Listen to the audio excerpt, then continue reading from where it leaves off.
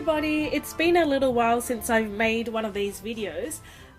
This time I just wanted to show you one of the games that I've been playing a lot recently, and this one is called Yokubari Kingdom, or otherwise known as Greedy Kingdoms. Now this game is by One Draw, okay, and it was published quite a while ago in 2009, but I'm so surprised that this one hasn't gotten that much notice in the public. But this is one of my favorite Japanese games. It's for 2 players. Okay. It takes about 10 to 20 minutes and it's for ages 10 and up. I've been playing this quite a lot recently, in the past week or so. Okay, so let's have a look at what's inside the box. So, inside this very cool portable box, you will get 2 rule books. Now, this is the Japanese version, and the Japanese version comes with English and Japanese, which is awesome. Okay, so you get 2 4-page rule books, one in English and one in Japanese, and you get a set of cards and some awesome colourful poker chips. Okay, so these chips are really cool. I think this was the first time I've seen these cardboard poker chips. Okay, they're really thick and sturdy. So we have several chips in each colour. We have yellow for gold, blue for land, and green for food. And then this is the honor chip. This is the one you're trying to get to buy your royal palace. And in it, you get these awesome cards, which I've already sleeved. And the art is really cool, if you like that kind of anime art. And the cards are really easy to read using the symbols and iconography. And there are green cards and other green cards. I've sleeved these, so I'll just take one of them out so you can see the quality of the cards. These cards are not linen finish, but they're pretty good.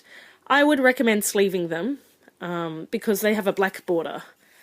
Okay, and especially the cards that you'll be using in your hand, these grey cards, you should definitely sleeve. Even though I've sleeved the cards using these penny sleeves, everything still fits back into the box. This box, I've actually got the expansion underneath the chips and the original cards. They're also sleeved as well. So that just fits into the box. And if you close the box with the expansion and the sleeved cards, it sort of fits. So what I use is one of these. Now this is this a Japanese invention? It's for lunch boxes. So you know the Japanese lunch box that you can use? They're a lot smaller than the Western sized lunch boxes. So this elastic band that you can buy 2 for 100 yen, so about $1, and you can get 2 of these at the 100 yen store. So if you go look at Daiso or something, you can find these.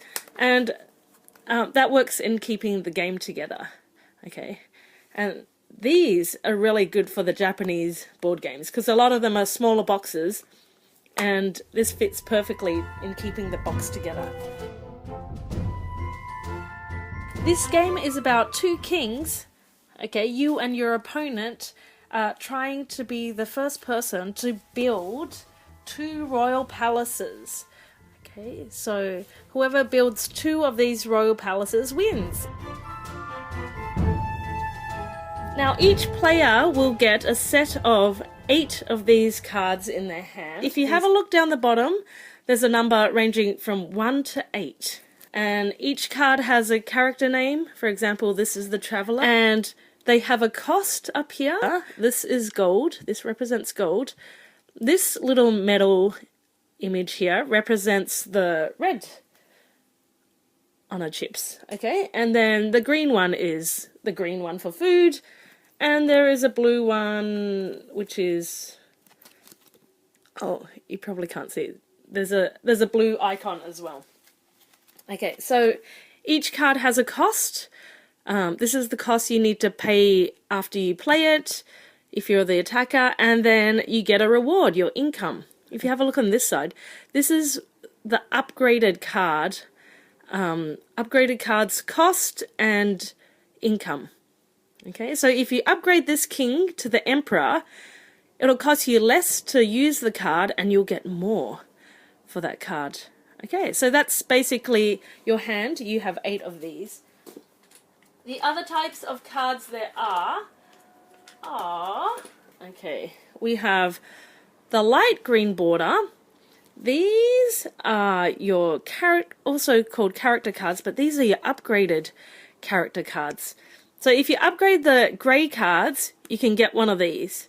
Okay, so they're exactly the same, and on this side it shows you what the old card was. So usually the cost is a lot cheaper, and the income you get a lot more with the upgraded cards. So there are one of each of these, okay, in the deck. With the player cards, you get one of each for 2 players, so there's 2 sets of these. And then finally you'll get these dark green cards. Okay, these are the upgrade cards for your kingdom.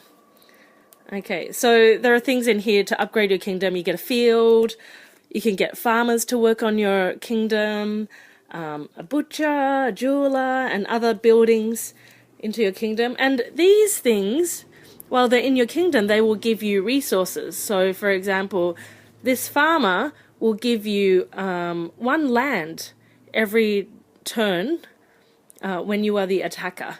Okay, it costs this much to buy, and then you do whatever the effect is on that card. The text here is in Japanese and English, which is awesome. The text is a little small, but for this game, since you're playing with 2 players, once you know what each of the cards do, you don't really need to read all the tiny text. Okay, you can just look for the symbols and things like that. Yeah, so that's what comes with the game. Let's run through briefly how the game plays in one turn. So at the start of the turn, if you have any of these cards in your field or your play area, you do whatever it says here. So that's the beginning of the turn. Then, if there are no more cards, or if there are empty spaces in the buying area, you will refill those. Okay, there's usually 4 of these cards laid out for you to choose, and if there's a space empty there, you refill that space. Then you get to choose one of these resources, okay, at the beginning of your turn. So you can take land, gold, or food. You cannot take the honor chips, okay. And then we go into a development phase. Development phase means you can buy one of these, okay, upgrades to your kingdom. So by paying this and then just putting it in front of you in your kingdom. Or you can upgrade one of your cards to one of these. Okay, so these will be shuffled face down, and to upgrade you pay 2 resources of any kind. Okay, and then you draw the top card, and whatever this card is, you take out your original card. For example, if I drew this, it's the painter. I would take out the painter from my hand. Where is it? Take the painter out, put it face up to the side of my play area so everyone can see it. And then this goes into my hand. Okay, so it's the upgraded card. Or you can pass. So that's the development phase. Then, players battle. So there'll always be 1 attacker and 1 defender. Okay, so on this turn, if I'm the attacker, I'm going to try win some resources. And then on the next turn, it'll be the other player who's the attacker, and they'll try to win some resources. So I choose 3 cards here. Okay, I just chose them at random. 3 cards, and I put them face down, and the opponent does the same. Then we reveal them, and if we have a look at the cards, if the opponent played the same card as me, then that card gets cancelled. Okay, so the attack failed. So if I played the Baron, and my opponent played the Baron, then that attack failed for the Baron. So I would have to pay whatever cost is here first for the failed character, and then I would get no income. If I played any cards that my opponent didn't play, I would pay the cost, and if I can pay the full cost, I get this reward, so the income. If I can't pay the full cost, I have to pay as much as I can, and I will not get any income.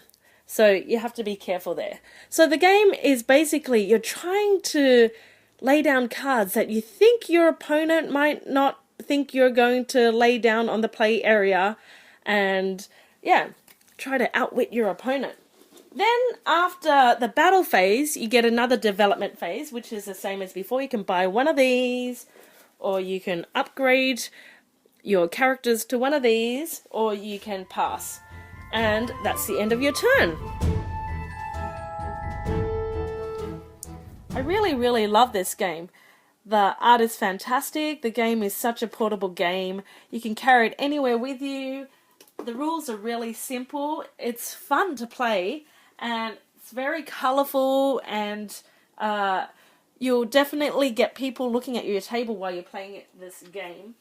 And it has that fun laugh factor to it. Yeah, most of the games I play of this, we're always laughing because, oh no, you played the card that I was going to play, and oh, you know, it's got that kind of fun aspect to it. Yeah, so I highly recommend this game. They say if you have 2 copies of this, you can play with 4 players. I don't know the exact rules of how to play with 4 players, because I looked at their website and it doesn't really say exactly how you would play with 4 players. Maybe you can choose a player to attack, perhaps, and work that way, or maybe you attack the person adjacent to you or something like that. Maybe you can think of your own variant. But yeah, highly recommend it. If you can get a copy of this, go get it. Love this game, and AEG is going to be coming out with a version sometime this year, I believe. So I'm sure the box will be a lot bigger and stuff, but if you like Japanese games, go get this one by One Draw, and yeah, it's still available in Japan, and it's awesome. Thanks for watching, and see you next time.